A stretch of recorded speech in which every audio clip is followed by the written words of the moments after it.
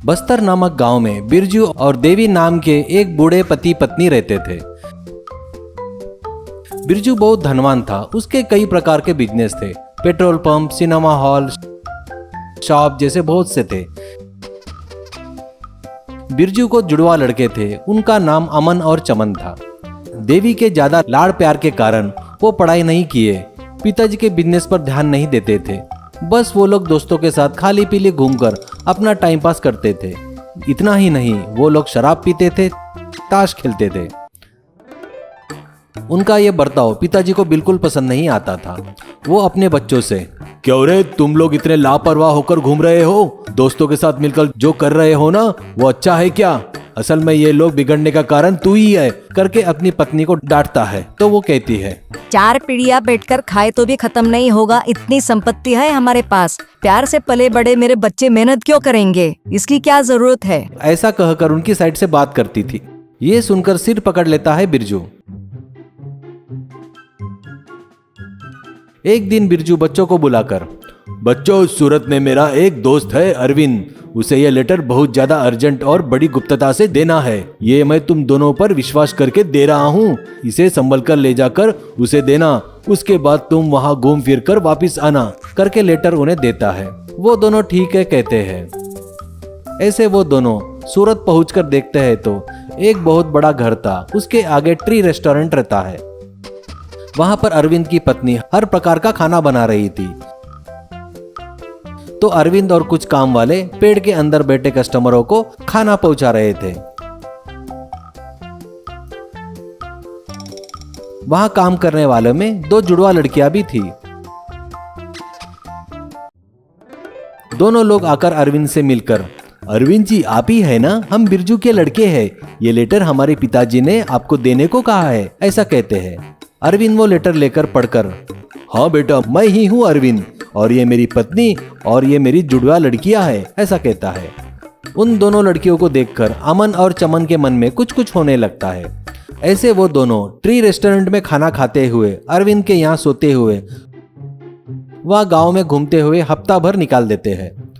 अरविंद की लड़कियों से नजदीकियां ज्यादा बढ़ जाती है। वो लोग एक दूसरे को चाहने लगते हैं। एक दिन बिरजू के घर से एक काम वाला एक लेटर लाकर अमन को देता है। उसमें लिखा था, बेटा अमन और चमन, 4 दिन पहले अपने यहाँ इनकम टैक्स वाले आकर अपनी पूरी जायदाद सीज कर दिए।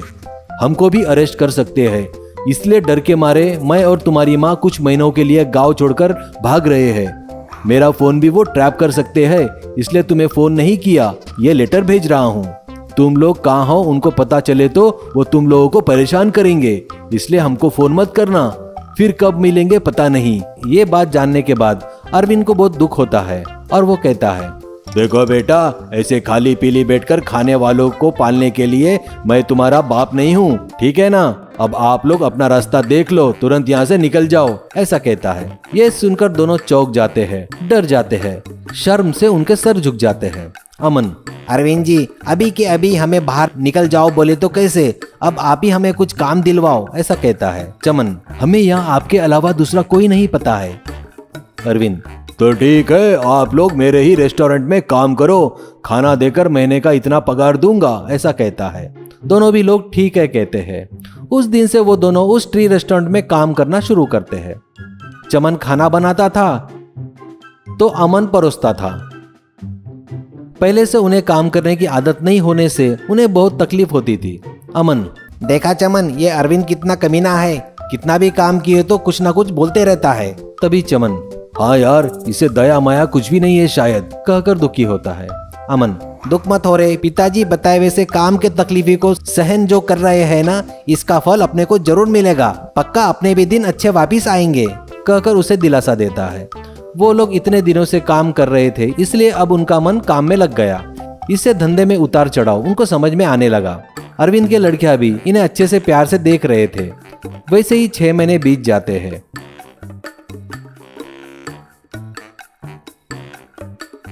एक दिन बिरजू और उसकी पत्नी वहां आते हैं। उनको पकड़कर अमन और चमन रोने लगते हैं।